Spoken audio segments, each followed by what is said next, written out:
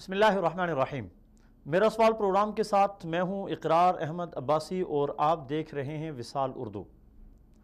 ناظرین محترم، رمضان المبارک کا مہینہ ہے اور رمضان المبارک کا قرآن کے ساتھ بڑا گہرا تعلق ہے، اس لیے لوگ اسے رمضان کو رمضان ماہ قرآن بھی کہتے ہیں۔ قرآن اسی مبارک مہینے میں نازل ہوا اور قرآن کے ساتھ اس کا گہرا تعلق اس لیے بھی ہے کہ اللہ تبارک و تعالیٰ نے اس مہینے کی ایک خاص رات میں اس کو نازل کیا،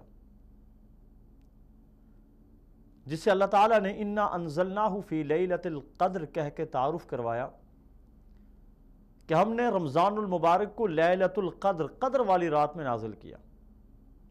اور یہ قدر والی رات اللہ تعالیٰ کے ہاں کیا اہمیت رکھتی ہے؟ فرمایا لیلۃ القدر خیر من الف شہر۔ یہ جس رات میں قرآن نازل ہوا یہ 1000 مہینوں سے زیادہ بہتر ہے، یعنی اگر کسی نے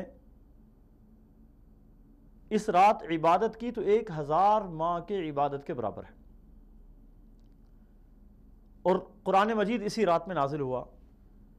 قرآن کتاب ہدایت ہے اور اس میں انسانیت کے لیے بہت سارے پیغامات کے ساتھ سب سے بڑا پیغام ہدایت کا ہے۔ سورہ بقرہ کی بالکل ابتدائی آیات میں اللہ تبارک و تعالی نے ارشاد فرمایا الف لام میم ذالک الکتاب لا ریب فیہ ھدی للمتقین، کہ بے شک یہ کتاب، اس میں کوئی شک نہیں، ھدی للمتقین، یہ اللہ تعالیٰ کا خوف اپنے دل میں رکھنے والوں کے لیے ہدایت ہے، یعنی قرآن کتاب ہدایت ہے۔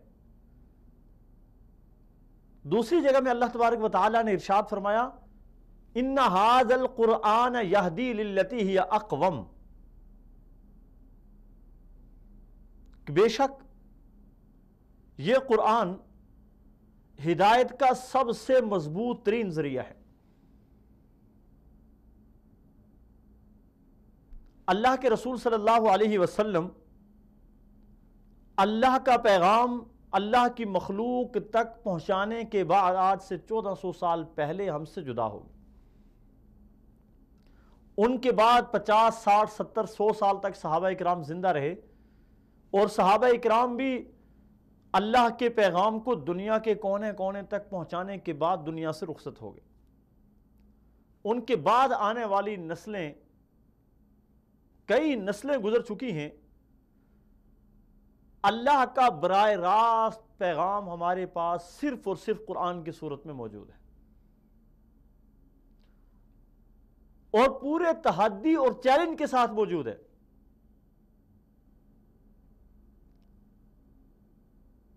اور ہر مسلمان بڑی جرت کے ساتھ، بڑی بہادری کے ساتھ، بڑی دلیری کے ساتھ یہ کہہ سکتا ہے کہ یہ اللہ کا پیغام قرآن کی شکل میں بعینہ وہی پیغام ہے جو اللہ نے حضرت جبریل امین کے ذریعے آقا صلی اللہ علیہ وسلم کے قلب اطہر پہ نازل کیا تھا۔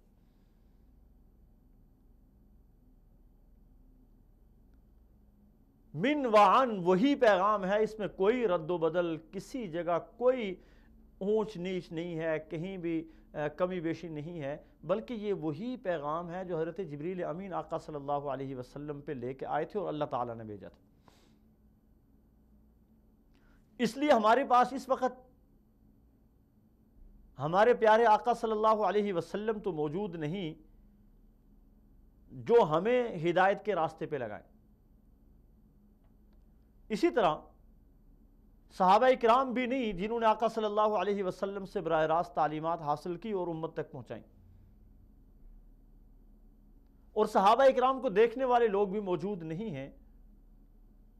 تو ہمارے پاس اس وقت اللہ تبارک و تعالیٰ کا جو سب سے پیارا پیغام موجود ہے اور براہ راست اللہ تعالیٰ کا پیغام موجود ہے وہ قرآن مجید ہے،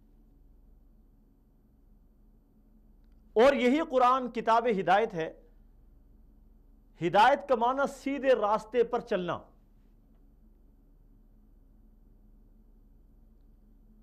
ہم ہر نماز میں، ہر رکعت میں اہدنا الصراط المستقیم اللہ تعالیٰ سے مانگتے ہیں،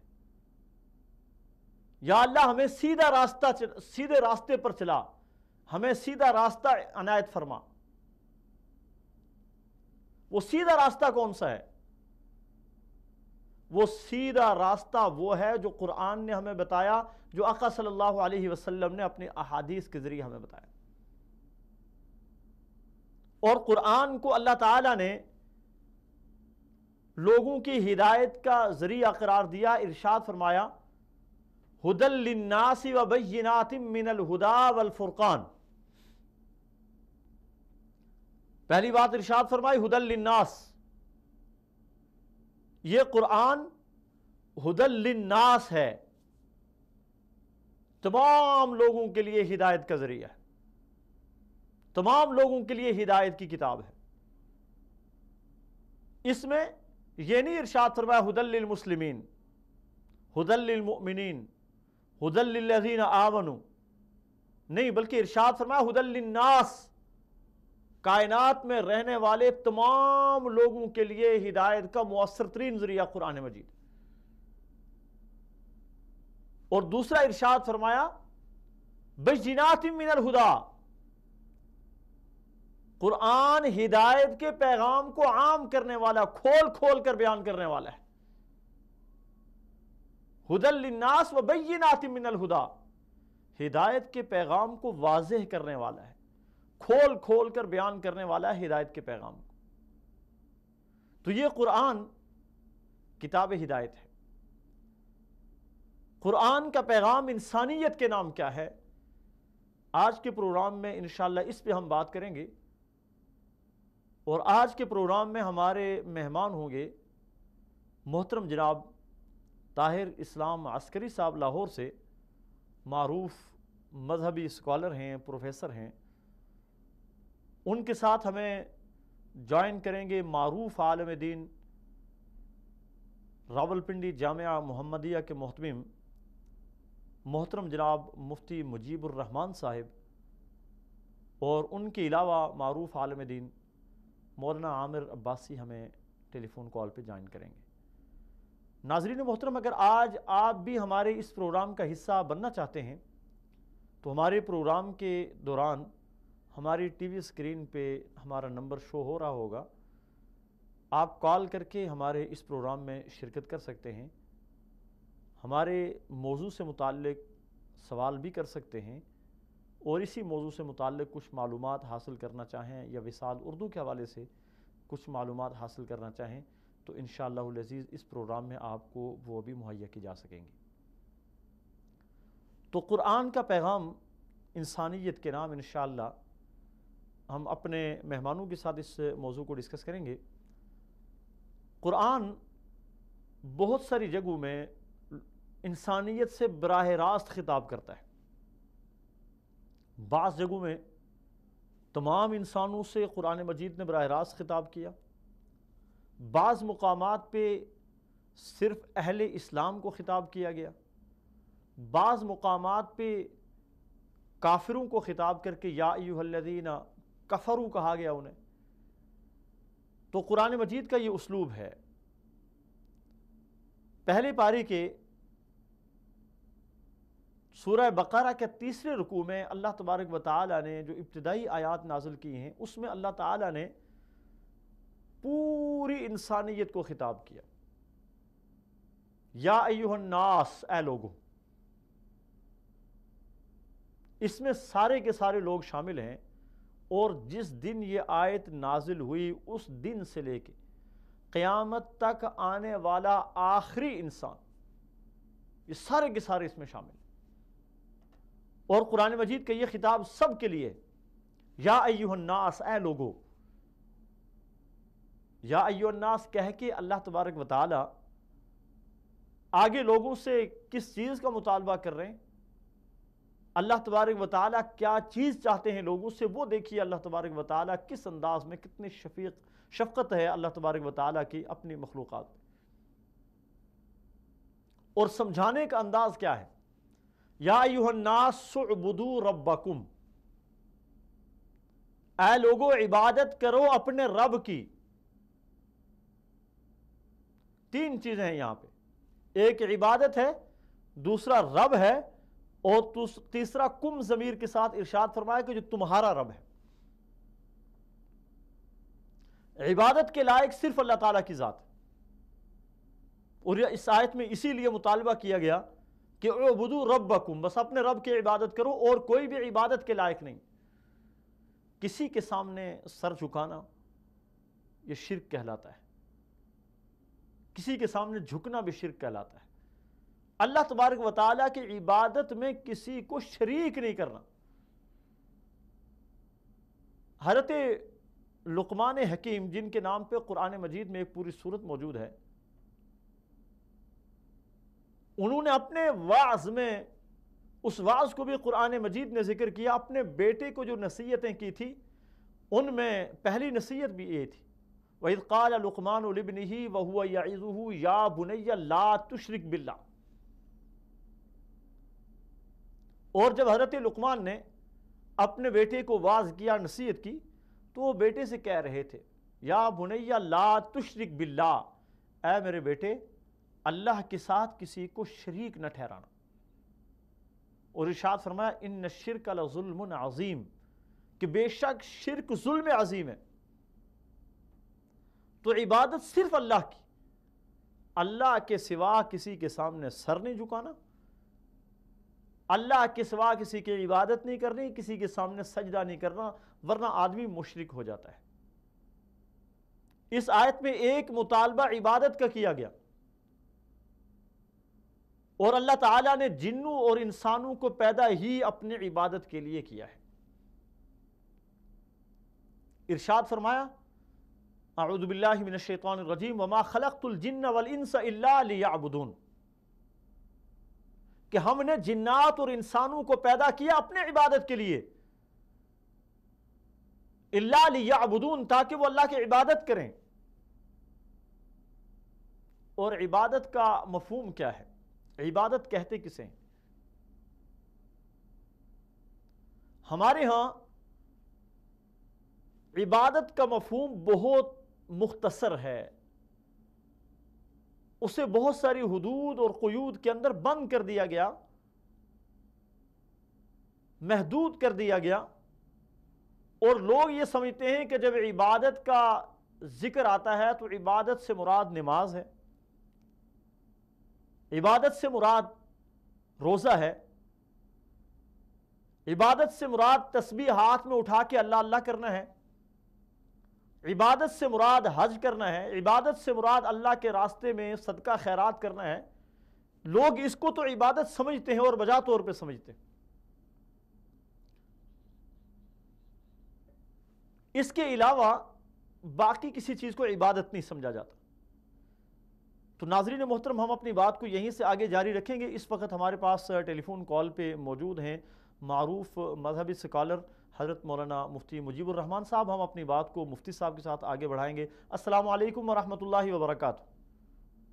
وعلیکم السلام ورحمۃ اللہ۔ مفتی صاحب، میرا سوال پروگرام میں آپ کو خوش آمدید کہوں گا۔ آج ہمارا پروگرام رمضان اور قرآن سے متعلق ہے کہ رمضان ماہ قرآن ہے، قرآن کا پیغام انسانیت کے نام پہ کیا ہے؟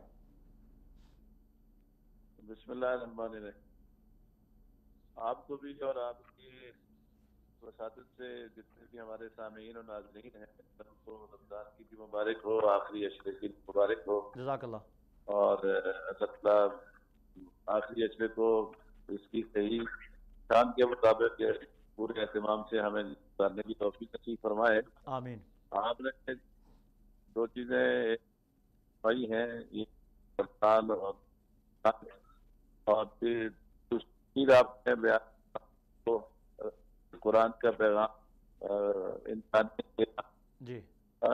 تو بنیادی طور پہ جو چیز ہم نے ہے وہ یہ ہے، جو ہمارے ناظرین کے ذہن میں مضبوطی کے ساتھ رہنی چاہیے، جی، کہ اللہ تبارک و تعالیٰ نے قرآن کریم کی شکل میں اور اسلام کی شکل میں انسانوں کو دنیا اور آخرت میں بہترین اور کامیاب زندگی حاصل کرنے کے لیے ایک بہترین ضابطہ حیات عطا فرمایا ہے، بے شک، ایک بہترین لائف سٹائل عطا فرمایا ہے، بے شک، ایک مکمل دستور حیات عطا فرمایا ہے۔ بے شک، اسلام کا اور قرآن کا پیغام ہے وہ پوری کی پوری انسانیت کے لیے امن کا ہے، عاشقی کا ہے، باہمی محبت کا ہے، رواداری کا ہے، اور ایک دوسرے کے ساتھ خیر سگالی کا ہے۔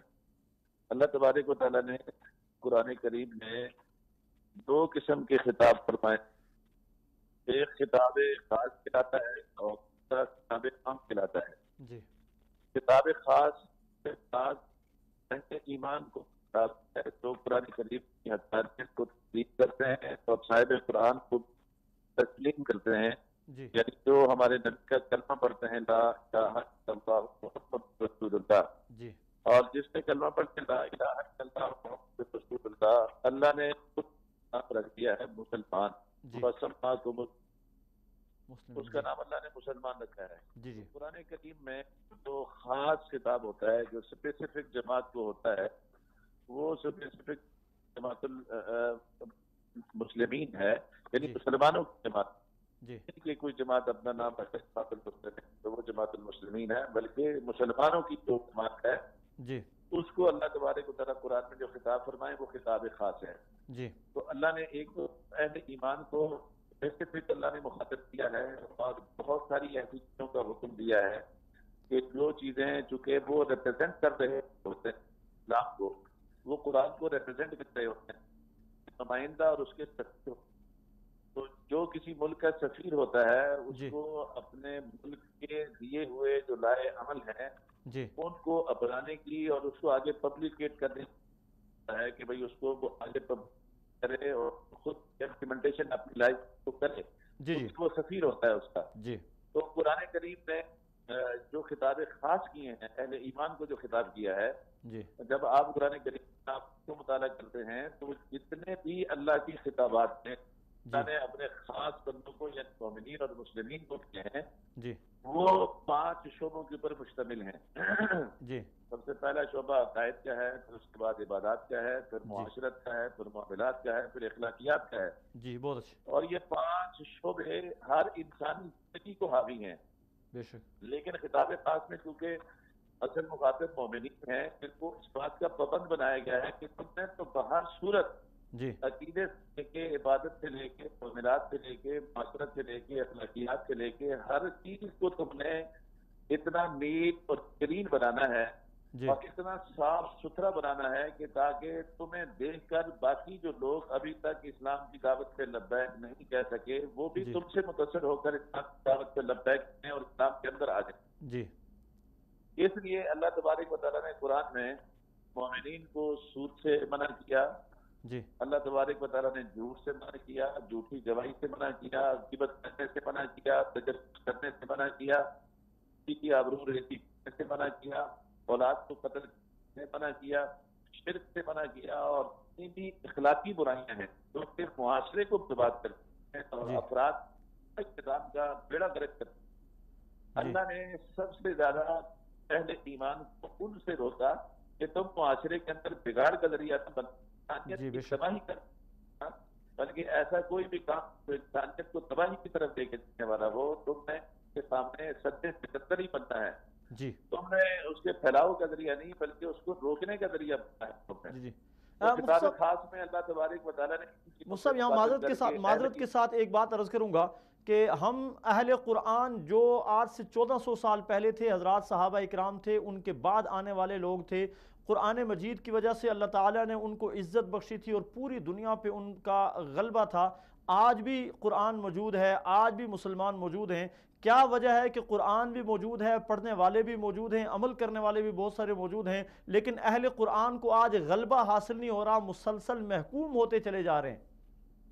اگر ہم یہ قرآن حدیث سے ہی اس بیماری کا علاج پوچھیں گے تو بڑا واضح طور پہ جائے گا۔ اللہ کے قرآن میں تو اللہ نے فرمایا واضح طور پہ ان تم مؤمنین، تم ہی ہمیشہ غالب رہو گے، لیکن شرط یہ ہے کہ ایمان پڑے ہوئے، جی، اگر تمہاری سطح ہے اور تمہارے ایمان کا اسٹیٹس ہوگا جو اللہ اور اس کے رسول کو مطلوب ہے جی تو پھر تو تم ہی غالب رہو گے. جی اور جس وقت تم مغلوب ہو جاؤ یا مفتوح ہو جاؤ یا ذلیل ہو جاؤ تو پھر اپنے ایمانی اسٹیٹس کو چیک کرنا کہ تمہارا جو ریکوائر ہے اللہ کے رسول تو وہ تمہارے پاس نہیں. ایسے نام کا ایمان تو ضرور ہے جی لیکن جو اللہ کو مطلوب ہے اللہ کے رسول کو مطلوب ہے وہ نہیں ہے تمہارے پاس. بے شک ورنہ اللہ یہ اس بات کا پہلے سے اعلان کر چکے ہیں کہ جو صحیح مومن ہوں گے وہ غالب کوئی رہیں گے. اور جی اللہ کے نبی صلی اللہ علیہ وسلم نے ارشاد فرمایا کہ ان اللہ تعالیٰ یرفع بہذا الکتاب اقواما فیضع آخرین. آخرین جی کہ اللہ اس کتاب قرآن کریم کے ساتھ بہت سو کو بلند کریں گے، عزت دیں گے، غالب کریں گے، اور بہت سو کو اسی کتاب کی وجہ سے ذلیل کریں گے، بے پست شک کریں گے اور شکست سے ان کو دوچار کریں گے. وجہ کیا ہے؟ کتاب ایک ہی ہے لیکن اس میں دونوں صلاحیتیں اور دونوں جی خاصیتیں ہیں. وہ اوپر بھی لے جانے والی ہے اور پستی میں گرانے والی بھی ہے. وجہ کیا ہے؟ وجہ اس کی یہ ہے کہ جو قومیں اور جو طبقات، جو افراد اس قرآن کو اپنا مشعل راہ بنائیں گے، اس جی کو اپنا امام بنائیں گے، پیشوا بنائیں گے، اس کی تعلیمات کو 100% فالو کریں گے، جی یہ قرآن ان کو عزت دے گا. جی اور جو طبقات افراد اس کی تعلیمات سے روح کریں گے، جیسے آج کل اللہ ہو رہا ہے، جی تو اس کتاب کی روح کی وجہ سے، اس جی کتاب کی تعلیمات سے انحراف کی وجہ سے وہ قومیں پستی اور ذلت میں جائیں گی. اگر آپ نے اس کتاب کے اوپر عمل کرنے والوں کا عروج اتنا ہو تو صحابہ اکرام کو دیکھیں، تابعین کو دیکھیں، تبع تابعین کو دیکھیں، قرون اولیٰ کو لوگوں کو دیکھیں جو 100% عاملین قرآن تھے. بے شک ایسے ہی ہے. علامہ اقبال مرحوم نے فرمایا تھا کہ تو زمانے میں معزز سے حامل قرآن ہوگا، جی آج جو خوار ہوئے تارک قرآن ہوگا. بے شک مفتی صاحب میں معذرت چاہوں گا میں نے ضمناً آپ کے یہ سوال کر دیا، ورنہ آپ کی جو گفتگو پہلے ترتیب کے ساتھ چل رہی تھی میرے خیال میں اگر اس کو مکمل کر لیں، وقت بہت کم ہو گیا، کہ آپ نے کہا تھا کہ قرآن کا ایک خطاب خواص سے اور ایک عوام سے ہے. خواص کا آپ نے ذکر کر لی. جو عوام سے جو خطاب ہے، عوام سے خطاب میں عوام کا جو عوامی جو سب سے پہلا خطاب ہے وہ سورۃ البقرہ کی تیسرے رکوع کے آغاز میں ہے. جی یا الناس اعبدوا ربکم الذی خلقکم والذین من قبلکم لعلکم تتقون جی الذی جعل لکم الارض فراشا والسماء بناء وانزل من السماء ماء فاخرج به من الثمرات رزقا لکم فجعلوا للہ اندادا. یہ قرآن کریم کا سب سے پہلا فلا تجعلوا للہ اندادا، یہ سب سے پہلا قرآن کریم کا عام ہے کہ پوری انسانیت کو مخاطب کر کے اللہ کے ساتھ فرمایا کہ اے لوگوں اپنے اس رب کی عبادت کر، اپنے رب کی عبادت کرو. اور تمہارا رب کون ہے؟ الذی خلقکم، جس نے تم کو پیدا کیا، والذین من قبلکم، اور صرف تم نے پیدا نہیں کیا بلکہ پہلے لوگ ہیں. اور اس قبلکم سے مراد جو ہے ان کے آباء و اجداد بھی ہیں اور وہ بھی ہیں کہ جن کو ان لوگوں نے اللہ کو چھوڑ کے معبود باطل بنا رکھا تھا، ان کو بھی اللہ نے اس میں شامل کیا قبلکم میں. سب جتنے بھی ہیں تو سب کے سب اللہ کی مخلوق ہیں اور اللہ خالق، اللہ جس کا خالق ہے. جی بے شک بے شک. اللہ تبارک و تعالیٰ نے ایک مرکزی نقطہ نجات کی انسانیت کو دعوت کی ہے، بے شک جو سب سے بنیادی نقطہ ہے نجات کا اور اللہ و بہبود کا دنیا میں بھی اور آخرت میں بھی. وہ کیا ہے؟ وہ کہ اپنے رب کی عبادت کرو اور عبادت میں اس کے ساتھ کسی غیر کو شریک نہ کریں. پھر اللہ تبارک معبود ہونے اپنے رب ہونے پر اللہ اتنا ہی 2 آیتوں کے اندر فرمایا ہے وہ 25 دلائل کے ساتھ اللہ معذرت شاید کال ڈراپ ہو گئی ہے. مفتی صاحب بڑے خوبصورت انداز میں، بہت بہترین انداز میں قرآن کا پیغام انسانیت کے نام، اس عنوان پہ مفتی صاحب کی بڑی زبردست گفتگو تھی جس کا لب لباب یا جس کا حاصل یہ ہے کہ قرآن مجید کا ایک خطاب عمومی ہے اور ایک خصوصی ہے. عمومی خطاب میں اللہ تعالیٰ نے تمام انسانیت کو مخاطب کیا اور خصوصی خطاب میں اللہ تبارک و تعالیٰ نے صرف مسلمانوں کو خطاب کیا. اور مسلمانوں کو جو خطاب کیا وہ مسلمان قرآنی احکام کے مکلف ہیں. کافر ایمان لانے کے بعد احکام کا مکلف ہوتا ہے، لیکن مسلمان جب ایمان لے آیا اس کے بعد قرآن کے تمام احکام کا مکلف ہے. تو میں مفتی صاحب کی کال سے پہلے عرض کر رہا تھا کہ اللہ تبارک و تعالیٰ نے ایک پیغام ساری انسانیت کے نام، سورہ بقرہ کے 3 رکوع کی پہلی آیت میں ارشاد فرمایا یا ایھا الناس اعبدوا ربکم، اے ایمان والو عبادت کرو اپنے رب کی، یا ایھا الناس اے لوگو عبادت کرو اپنے رب کی۔ مخاطب تمام لوگ ہیں، چاہے کافر ہیں چاہے مسلمان ہیں۔ اعبدو، عبادت کا مفہوم آپ کے سامنے عرض کیا کہ عبادت صرف یہ نہیں ہے کہ نماز روزہ حج زکوٰۃ یہ عبادت اور اس کے علاوہ کوئی عبادت نہیں ہے، یہ بھی عبادت ہے، اور اس کے علاوہ بھی انسان بہت سارے عبادتیں کرتا ہے جن کو انسان عبادت نہیں سمجھتا۔ حسن معاشرت ایک بہت بڑی عبادت ہے، والدین کے ساتھ نیک سلوک کرنا بہت بڑی عبادت ہے، رزق حلال کمانا بہت بڑی عبادت ہے۔ اللہ کے رسول صلی اللہ علیہ وسلم نے ارشاد فرمایا الکاسب حبیب اللہ، کمانے والا اللہ کا دوست ہے۔ رزق حلال کمانا بھی عبادت ہے، یعنی عبادت کا مفہوم صرف نماز روزے تک محدود نہیں ہے بلکہ بڑا وسیع مفہوم ہے، اور اگر اس وسیع مفہوم کو ہم ایک خلاصے کے طور پہ سمجھنے کی کوشش کریں تو وہ یہ ہے کہ اطاعت رسول صلی اللہ علیہ وسلم مکمل عبادت ہے۔ اللہ کے رسول صلی اللہ علیہ وسلم نے ہمیں جو طرز زندگی دیا، چاہے وہ عبادات سے متعلق ہے، چاہے وہ معاملات سے متعلق ہے، چاہے وہ معیشت سے متعلق ہے، چاہے وہ معاشرت سے متعلق ہے، اللہ کے رسول صلی اللہ علیہ وسلم نے اللہ کے پیغام کی صورت میں ہمیں جو اپنا طرز زندگی دیا وہ پورا کا پورا طرز زندگی عبادت ہے۔ حتیٰ کہ ایک انسان جب کھانا کھاتا ہے تو اس کا کھانا کھانا عبادت بن جاتا ہے، اور کھانا کھانے کے بعد انسان کو قضائے حاجت پیش آتی ہے۔ ایک انسان قضائے حاجت میں بھی اس چیز کا خیال رکھے کہ اس معاملے میں آقا صلی اللہ علیہ وسلم کا طرز کیا تھا، تو اس کا قضائے حاجت کے لیے جانا بھی عبادت بن جاتا ہے۔ تو یہ جو اعبدو کا لفظ کہا گیا کہ عبادت کرو اللہ کی، اس عبادت سے مراد یہ ہے کہ اپنی 24 گھنٹے کی زندگی اللہ کی مرضی کے مطابق گزارو، اللہ کے رسول صلی اللہ علیہ وسلم کے بتائے ہوئے اصولوں کے مطابق گزارو۔ یہ تمہاری 24 گھنٹے کی زندگی کا ہر لمحہ عبادت بن جائے گا۔ اس میں تمہاری نماز بھی آ جائے گی، تمہارا روزہ بھی آ جائے گا، تمہارا قرآن پڑھنا، ذکر اذکار کرنا، باقی معمولات کرنا، اور اس کے ساتھ زندگی کے دوسرے معاملات جو انسان کے زندہ رہنے کے لیے ضروری ہے، تمہاری دکانداری ہے، تمہاری تجارت ہے، تمہارا کاروبار ہے، تمہاری ملازمت ہے، تمہاری نوکری ہے، ہر چیز اس کے اندر آ جائے۔ ایک دکاندار، ایک تاجر تجارت کرتے ہوئے اگر اسلامی اصولوں کو مد نظر رکھتا ہے، آقا صلی اللہ علیہ وسلم کی تعلیمات کو مد نظر رکھتا ہے، تو آقا صلی اللہ علیہ وسلم نے خود ارشاد فرمایا کہ ایک سچ بولنے والا تاجر کل قیامت کے دن مع النبیین والصدیقین والشہداء والصالحین، کہ انبیاء کرام، شہداء، صالحین کے ساتھ اس کا حشر ہوگا۔ تو یہ عبادت کا مفہوم محدود نہیں ہے، وسیع ہے۔ اور دوسرا اللہ تبارک و تعالیٰ نے ارشاد فرمایا اعبدوا ربکم، پہلا لفظ رب، دوسرا ارشاد فرمایا کم، جو تمہارا رب ہے۔ رب کسے کہتے ہیں؟ عمومی طور پہ عربی زبان میں ہر پالنے والے کو رب کہا جاتا ہے،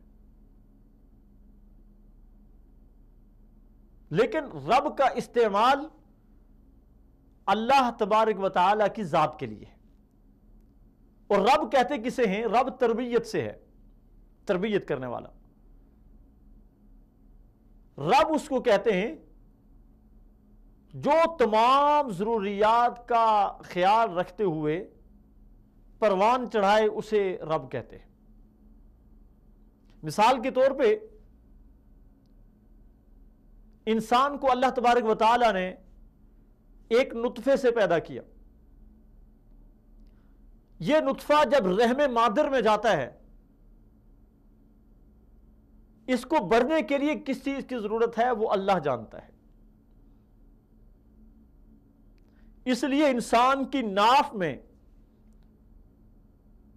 اللہ تبارک و تعالیٰ ایک نالی کا بندوبست کر دیتے،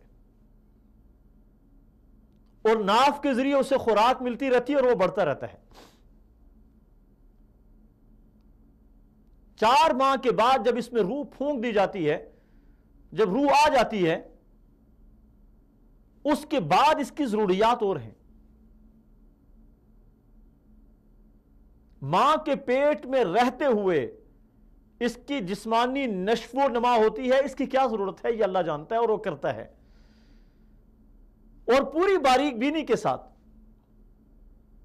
مثال کے طور پہ ان دو آنکھوں نے بڑھنا ہے، بڑھوتری حاصل کرنی ہے، ان دو آنکھوں نے برابر بڑھنا ہے. اس وقت ہمارے ساتھ ٹیلی فون کال پہ موجود ہیں محترم جناب پروفیسر طاہر اسلام عسکری صاحب. ہم پہلے ان کو جوائن کریں گے اور اپنی بات کو یہیں سے جاری رکھیں گے. السلام علیکم ورحمۃ اللہ وبرکاتہ. وعلیکم السلام ورحمۃ اللہ وبرکاتہ. طاہر اسلام عسکری صاحب، میں آپ کو خوش آمدید کہوں گا اپنے پروگرام میں. آج ہمارے پروگرام کا عنوان ہے قرآن کا پیغام انسانیت کے نام. یہ قرآن کتاب ہدایت ہے اور انسانوں کی ہدایت کے لیے نازل ہوئی ہے. اس میں کیا خاص پیغام ہے انسانیت کے لیے؟ بہت شکریہ جناب. دیکھیے، پہلی بات یہ ہے کہ قرآن مجید نے پوری انسانیت کا جو ایک ایجنڈا اور منشور ہے وہ پیش کیا ہے. بے شک. چنانچہ ہم دیکھتے ہیں کہ قرآن مجید میں مختلف مقامات پر انسانیت کو مخاطب کیا گیا ہے. بے شک. جیسا کہ سورہ اسراء میں ارشاد باری تعالیٰ ہے کہ وَلَقَدْ كَرَّمْنَا بَنِي آدم، بے شک ہم نے بنی آدم کو فضیلت اور کرامت عطا کی. بے شک. تو اس میں کسی ایک گروہ کا ذکر نہیں ہے. بے شک. اس لیے اس قرآن مجید کا پیغام جو ہے وہ پوری انسانیت کے لیے ہے. پہلی بات تو یہ ہے. بے شک. اور اسی بات کا اظہار ہمیں سیرت طیبہ میں بھی ملتا ہے، کیونکہ قرآن مجید کا عملی جو نمونہ ہے وہ سیرت طیبہ ہے. بے شک. بے شک. رسول اللہ صلی اللہ علیہ وآلہ وسلم اپنے اصحاب گرامی کے ساتھ تشریف فرما تھے کہ ایک جنازہ آ رہا تھا. جی. تو رسول اللہ صلی اللہ علیہ وآلہ وسلم اس کو دیکھ کر کھڑے ہو گئے. جی. صحابہ کرام نے عرض کیا کہ اللہ کے رسول، یہ مسلمان کا جنازہ نہیں ہے، یہ یہودی کا جنازہ ہے. تو آپ علیہ السلام نے فرمایا کہ الیست نفسا، کیا وہ جان نہیں ہے، کیا وہ انسان نہیں ہے؟ اللہ اکبر. تو مقصد یہ ہے کہ قرآن مجید اور سیرت طیبہ سے ہمیں یہ نقشہ ملتا ہے تکریم انسانیت کا. جی. پھر آپ دیکھیے کہ قرآن یہ کہتا ہے کہ ان ھذا القرآن یہدی للتی ہی اقوم. بے شک. یہ قرآن ایک ایسے راستے کی طرف نشاندہی کرتا ہے جو بڑا سیدھا اور بڑا مستحکم اور بالکل واضح ہے. جی. تو اسی طریقے سے قرآن مجید کے آغاز میں جب ہم سورہ بقرہ کو دیکھتے ہیں تو وہاں بھی فرمایا کہ یا ایھا الناس اعبدوا ربکم، اے لوگوں تم اپنے رب کی عبادت کرو. تو تمام انسانیت کو جو ہے یہ خطاب ہے. آج اگر انسانیت جو ہے وہ اپنے مصائب سے، مشکلات سے، پریشانیوں سے چھٹکارا پانا چاہتی ہے تو اس کا ایک ہی طریقہ ہے کہ وہ قرآن مجید اس پیغام پر اور اس دعوت پر لبیک کرے. بے شک. آپ دیکھیے کہ اس وقت جو تفریق ہے انسانیت میں، جی، مختلف قومیتوں کی بنیاد پر، مختلف جو ہے وہ نسلوں کی بنیاد پر، زبانوں کی بنیاد پر اور فرقوں کی بنیاد پر، قرآن کیا کہتا ہے؟ یا ایھا الناس انا خلقناکم من ذکر و انثی وجعلناکم شعوبا وقبائل لتعارفوا. بے شک. کہ اے انسانوں، ہم نے تمہیں ایک مرد اور ایک عورت سے پیدا کیا، یعنی حضرت آدم علیہ السلام اور حضرت حوا سلام اللہ علیہ. جی. تو اب یہ جو قبائل ہیں، یہ جو مختلف یعنی پیشے ہیں، ان کی بنیاد پر جو تمہاری تفریق ہے یہ تو اصل میں تعارف کے لیے ہے. بے شک. بے شک. وگرنہ اس کی بنیاد پر انسانیت کو تقسیم کرنے کی کوئی تک نہیں بنتی. اور اس بات کو بھی نبی کریم صلی اللہ علیہ وسلم نے خطبہ حجۃ الوداع میں بیان فرمایا. جی. کیا فرمایا کہ اے لوگو، ان ربکم واحد و ان اباکم واحد، تمہارا باپ بھی ایک ہے، تمہارا رب بھی ایک ہے. تو وحدت اب اور وحدت رب، یہ اسلام کا پیغام ہے۔ بے شک طاہر اسلام عسکری صاحب، آپ نے معذرت کے ساتھ عرض کروں گا، آپ نے کہا کہ قرآن مجید کا خطاب ساری انسانیت سے ہے، تو کیا قرآن مجید کے جو احکام ہیں ان احکام کے مخاطب بھی سارے انسان ہیں یا صرف مسلمان ہیں؟ دیکھیے دو طرح کی چیزیں ہیں۔ اب یہ اس پہ تو اہل علم جو ہمارے ماہرین اصول ہیں ان کے ہاں ایک بحث بھی ہے کہ پوری انسانیت مثلا نماز کا مخاطب ایک ہندو بھی ہے کہ نہیں۔ تو صحیح بات یہ ہے کہ یہ قرآن مجید جو ہے اس کے تمام احکام کے مخاطب تمام انسان ہیں، لیکن اب مسئلہ یہ ہے کہ ہر انسان جو ہے وہ جب عمل کرے گا ان احکام پر تو پہلے کچھ بیسک شرائط اس کو پوری کرنی پڑیں گی۔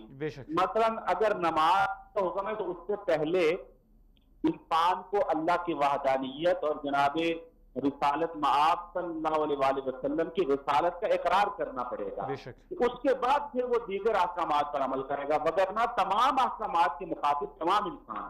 جی بہت شکریہ۔ اچھا طاہر اسلام عسکری صاحب، یہ فرمائیے گا کہ قرآن مجید نے سب سے زیادہ کس عقیدے کے اوپر زور دیا ہے؟ دیکھیے قرآن مجید میں عقائد کے اعتبار سے تو توحید اور آخرت اس کو بنیاد بنایا گیا ہے، اس پر بہت زیادہ زور دیا گیا ہے، کیونکہ اصل میں ساری جو فساد کی جڑ ہے وہ یہی مسئلہ ہے کہ انسان ایک اپنے خالق کو چھوڑ کر بے شمار جو آستانے ہیں ان پر سروں کو جھکائے اور اسی سے پھر تصدیق پیدا ہوتی ہے، ہر ایک اپنا ایک الگ خدا اور معبود اور گھر لے۔ اور دوسری بات یہ ہے کہ انسان جو ہے وہ بے مہار اس وقت ہوتا ہے جب اس کو یہ ذہن میں بات ہو کہ میرا احتساب نہیں ہونا۔ تو اس اعتبار سے یہ دونوں عقیدوں کے اوپر زور دیا گیا۔ بہت شکریہ طاہر اسلام عسکری صاحب، اللہ تعالیٰ آپ کو خوش رکھے، آپ نے بڑی قیمتی گفتگو کی ہے۔ ناظرین محترم، یہ طاہر اسلام محترم جناب طاہر اسلام عسکری صاحب ہمارے ساتھ موجود تھے اور بڑی قیمتی گفتگو کر رہے تھے، اور انہوں نے بھی قرآن مجید کی بہت ساری آیات کے ساتھ اس آیت کو بطور حوالے کے پیش کیا کہ قرآن کا پیغام ساری انسانیت کے نام ہے۔ ہاں، قرآن مجید کا مخاطب قرآن کے احکام کا کون ہے، اس حوالے سے محترم جناب طاہر اسلام عسکری صاحب کا موقف یہ تھا کہ ایک ہندو، ایک یہودی، ایک عیسائی بھی قرآن کے سارے احکام کا مخاطب ہے، مگر اس سے پہلے اسے کچھ بنیادی چیزیں ہیں انہیں ایکسپٹ کرنا پڑے گا، مثال کے طور پہ عقیدہ توحید کو کہ اللہ کے سوا کوئی معبود نہیں، اور جب وہ عقیدہ توحید کو اپنا لے گا تو وہ مسلمان ہو جائے گا، مسلمان ہونے کے بعد پھر باقی جتنے بھی احکام ہیں اس کا خطاب اس کو ملے گا، اس کا مخاطب وہ ہوگا، اور اس کے بعد اس کے اوپر نماز بھی فرض ہو جائے گی، روزہ بھی فرض ہو جائے گا، مالدار ہے تو زکوٰۃ بھی فرض ہو جائے گا، سفر کی استطاعت ہے تو حج بھی فرض ہو جائے گا۔ تو یہ ساری چیزیں بعد میں اس کو یعنی دائرہ اسلام میں داخل ہونے کے بعد اس کے بعد مخاطب ہوگا ان چیزوں کا۔ تو قرآن مجید کی اس آیت کے حوالے سے جو میں عرض کر رہا تھا کہ یا ایھا الناس اعبدوا ربکم، رب کسے کہتے ہیں؟ رب اس کو کہتے ہیں جو تمام ضروریات کا خیال رکھتے ہوئے کسی چیز کو پروان چڑھائے۔ ایک مالی ہے، وہ باغ کی نشو و نما میں بنیادی کردار ادا کرتا ہے، اسے معلوم ہے کہ کب اپنے باغ کے درختوں کو پانی دینا ہے، کس وقت ان کی شاخ تراشی کرنی ہے، کس وقت پھل کی کس طرح حفاظت کرنی ہے۔ وہ اپنے باغ کو 24 گھنٹے اپنی نظر میں رکھتا ہے، اس کی حفاظت کرتا ہے، حفاظت کی جتنا بھی بندوبست ہے وہ کرتا ہے، تو وہ اپنے باغ کا رب ہے،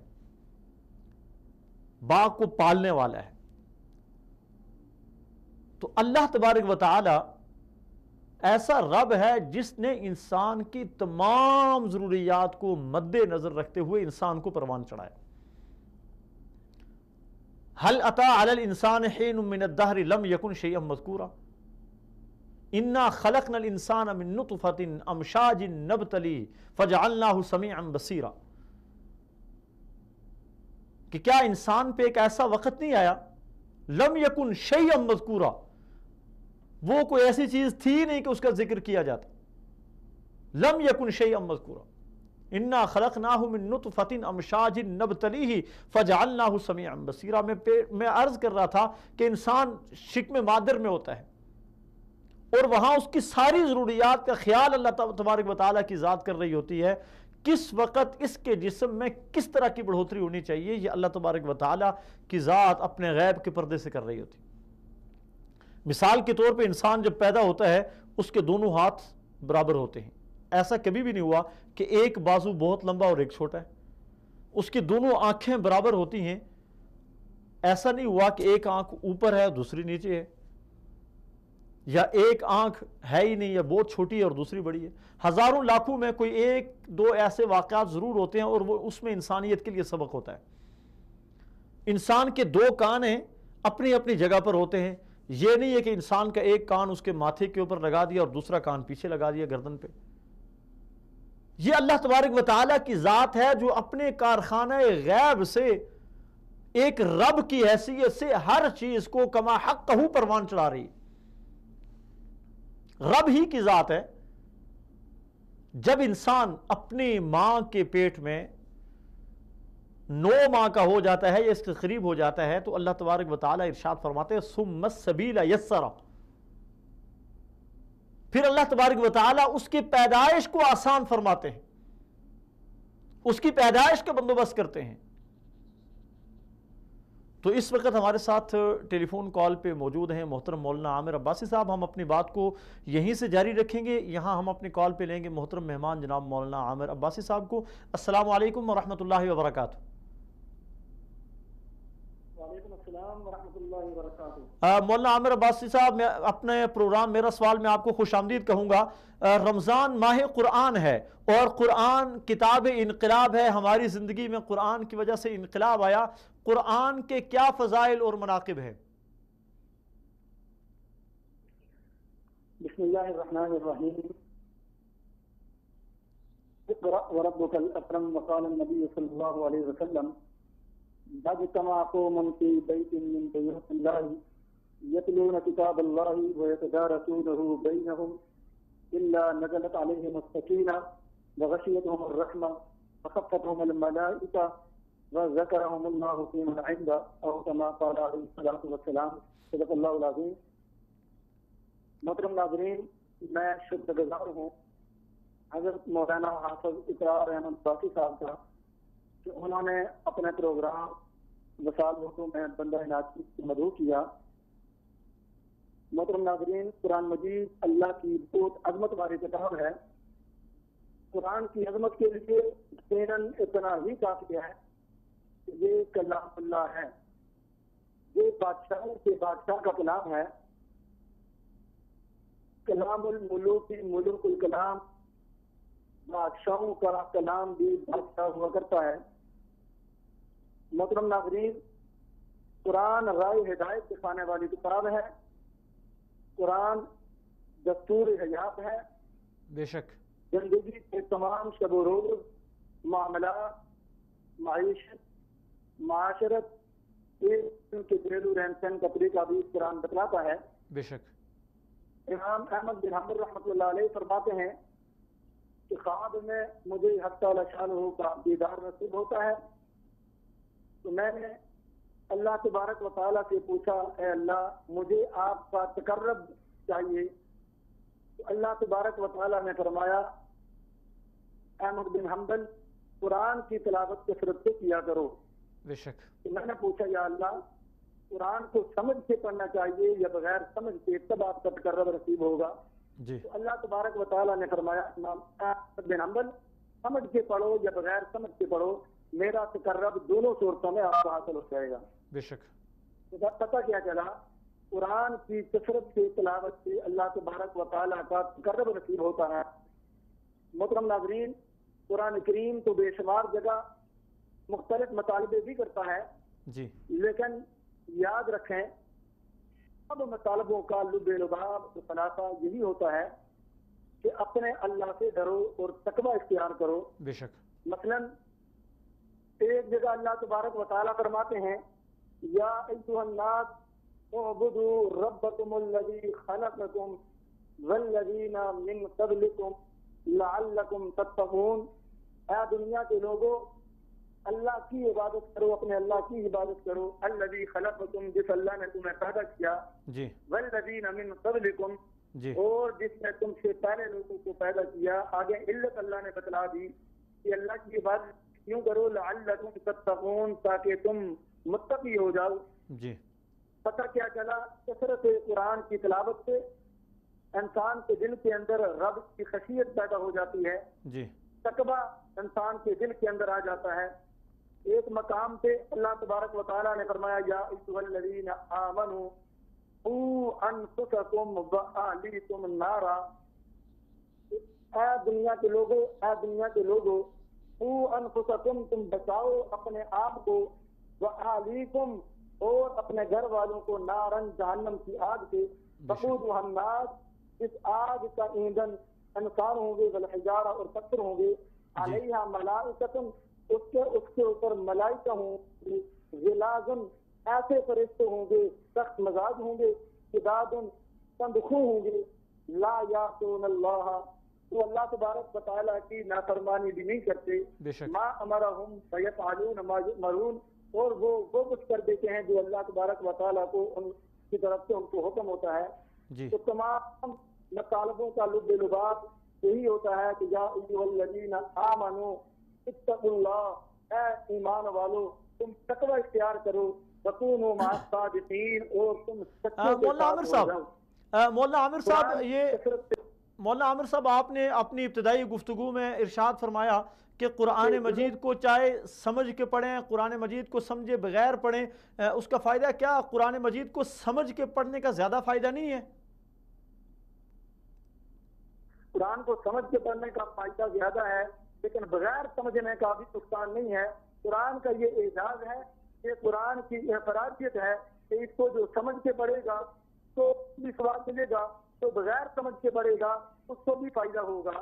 اس کے نامہ اعمال بھی ان میں نیکیاں درج ہوگی, اس کے درجات بلند کیے جائیں گے. جی مولانا عامر صاحب, قرآن مجید سے مکمل استفادہ کس طرح ممکن ہے کہ آدمی قرآن مجید سے مکمل استفادہ کرے؟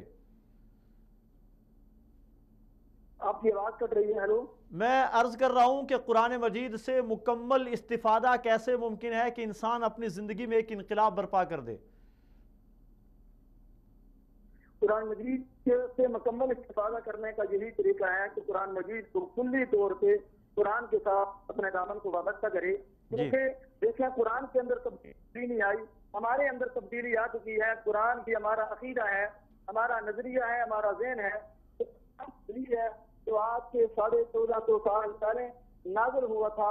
یہ قرآن صحابہ کرام پڑھا کرتے تھے, تو یہ قرآن انقلابی کتاب, صحابہ کرام کی زندگیوں کے اندر یہ قرآن انقلاب برپا کر دیا کرتا تھا. اور جو بندہ قرآن کی جس قدر زیادہ تلاوت کیا کرتا ہے, قرآن اس کی زندگی کے اندر انقلاب برپا کر دیا کرتا ہے.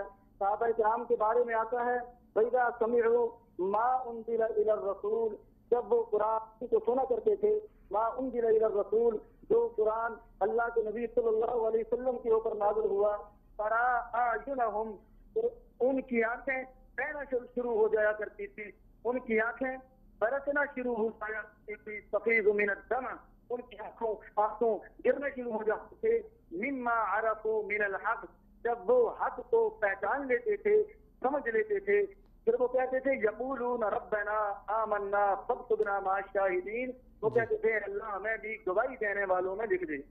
بہت شکریہ مولانا عامر صاحب, وہی ہے.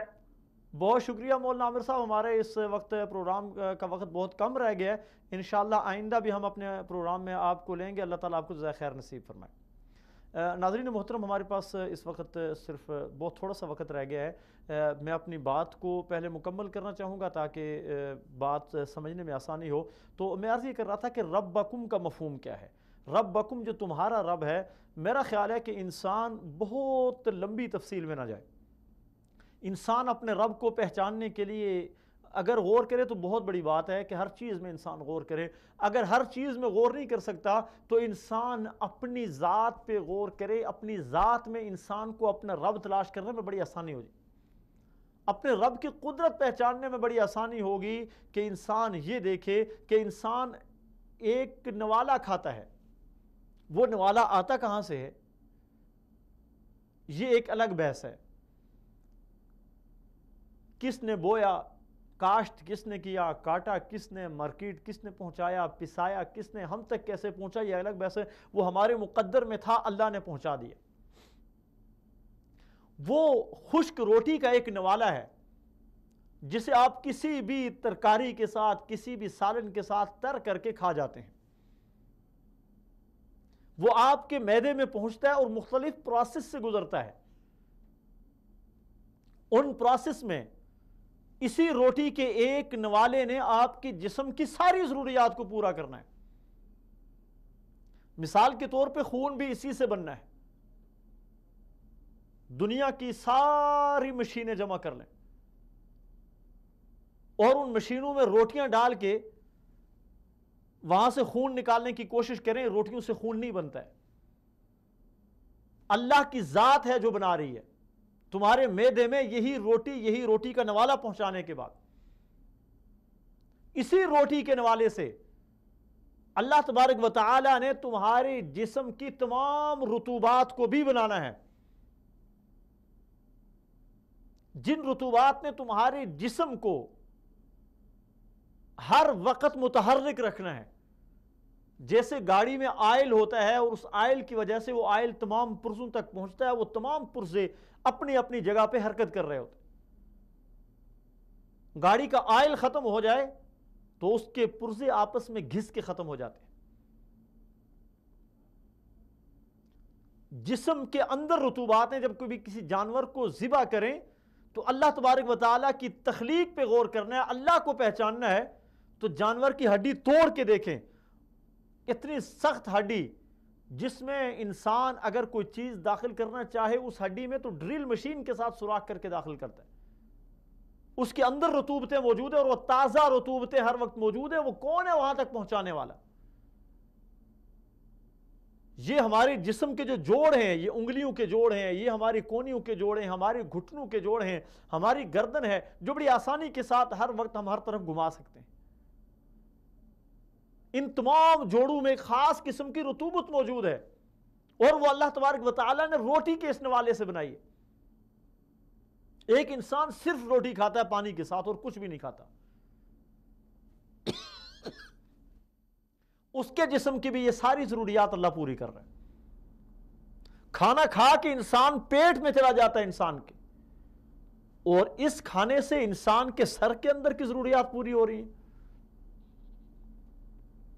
انسان کا دماغ ہر وقت تر رہتا ہے، جس کا خشک ہو جائے اس کا اللہ ہی حافظ۔